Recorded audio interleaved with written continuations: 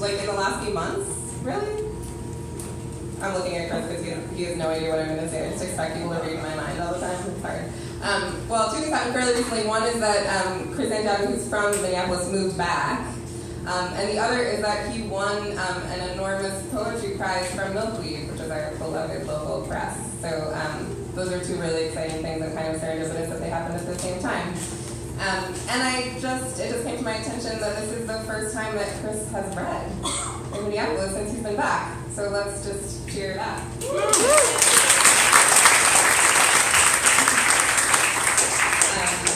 Okay, so Chris Santiago is the winner of the 2016 Lindquist Vennum Prize for Poetry from Milkweed Press, which is representing tonight. Thanks, you guys. He recently moved back to the Twin Cities from Pasadena and teaches creative writing at the University of St. Thomas, where he also directs the well-crafted reading series, which y'all should go to as well. His first collection, Tula, will be out for Milkweed in December, super soon. Give it up for Chris Santiago.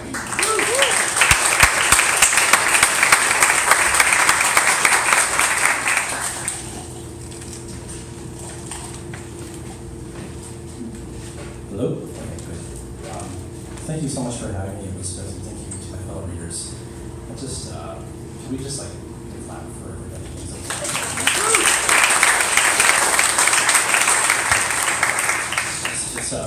I agree with what Juliet said earlier. It's been a crazy summer in terms of trying to be connected to the community and knowing what kinds of just crazy, I'm sorry, just crazy shit that people are saying in front of our children. Like,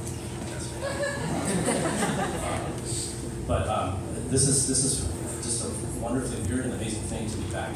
I grew up in the Twin Cities, but I've only been back for less than a year, and I've never read here. So I'm so happy to just try to work my way into this community of wonderful people. So I'll just shut up and I'll read. This is a poem from a book that's coming out. Actually, all of these poems are from Tula, and this is it's a poem called Virginity. But Revolver took this poem a few years ago, so I was very happy that happened. But since this is my first time reading it, I just thought it'd be cool to start. So, Virginity. It fit too tight, tailored too close, like something you wear with your hands crossed, lips sewn shut. I didn't want to wait the way I believed my father had. He was clean like Christ was supposed to make us, though I'd steal into his bathroom while he worked the night shift and rifled playboys out from under the sink. It was a wonder to find sex had less to do with me than I thought. She kicked aside the curtain, saw a red rose, while I came early and watched her face. Then I envied my father. I envied my parents, their garden with no names, or even metaphors for skin, the river between the trees. So you can see some of my post-Christian anxiety. The book is called Tula, and there's a long poem that is broken up into several parts that's kind of sprinkled throughout. Tula is a Tagalog word that means poem. My parents are immigrants from the Philippines, so I'm first generation Vennum.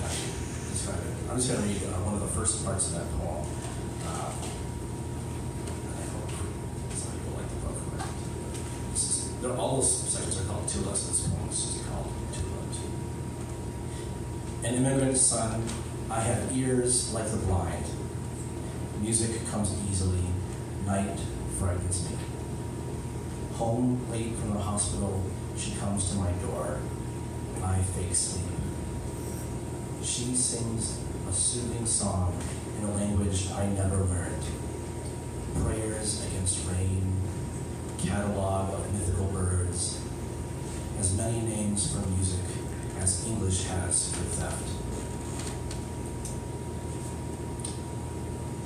My mother is in a lot of these poems, which is weird. I wrote these poems several years ago, but I lost my mother last year. She was a nurse though, and so coming home from the hospital, she worked till like 3 in the afternoon to like 11 nights. She'd come home late at night, and so that's all about.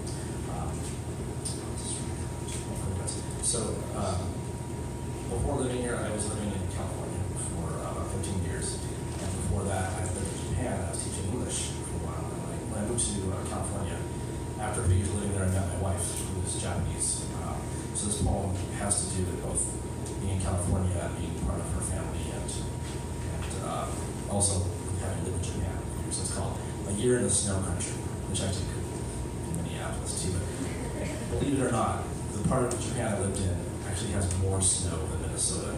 I lived in Akita, which is a sister city of Minneapolis, and there's a novel called Snow Country by Kawabata, and the one probably a human book, but it's called Snow Country, that part of Japan. So A Year in the Snow Country. Later, I married in the careless zoning of the American West. The sense of not only all the time in the world, but the space too. Amid the sun-struck strip malls of Torrance and Gardena, we found markets that smelled like tohokus, stalls with stewing pork bone broth, skate and mackerel bright with brine and ice, flags of komachi rice bentoed and bloodshot with umeboshi and daikon cut down to spindles, radishes I'd seen grow long as oars, washed white of earth and draped to dry from the eaves of farmhouses, roofs thatched with water-weed, winter cut and singed to strong stems, steep sloped against 180 days of powder and drizzle, all that rain and reckless growth. Graded to help my mother-in-law, a fierce and endless task to produce a mere garnish, mild as apple, pinched raw with cheek of blackened pike, this side of root and accumulation. So I should mention that Tula. I lived in Tula. That's where this is a huge earthquake happened about 5 years ago. I was there before that, but you have 180 days of rain or snow in that part of the country. So I'll just read this one last poem. This is called Night Letter to Rilke, and it's coming out from a Detroit journal this fall, which is weird, actually. That just makes sense. Anyway, Rilke, I love his poems, but he and his wife gave up their child they gave the child to their grandparents to raise because they were too busy being artists. So anyway, the sustainable technology of being child givers is, I think, a remarkable thing that they wasted. Admiration of artists like Josh, for example, take care of their children and write at the same time. So this is a response to Rilke that uses some of his own words against him. And one thing you need to know about this is that there's a legend, it's not true apparently, but the legend about how he died is that he pricked his finger in a rose and poison went through his body until his whole body was swollen and he died. That's not actually how he died apparently, but that's pretty. And his daughter's name is Ruth. Roses, you said, are ruthless in their desire under so many lids to be no one's sleep. So you left Ruth and went walking barefoot through empty castles to feel around you the silence grow wider. But there's always an upbeat, always the strong readiness of knowing that someone might cry out, and who will hear it, if not us? When I saw his new torso suffused with purple light, as though not our sun after all, but an organ, a heart I'd sung into each night, before they cut him out looking big and angry, I knew I must change my life. How badly you wanted to feel your own death, to account cell by cell for your own body's passing.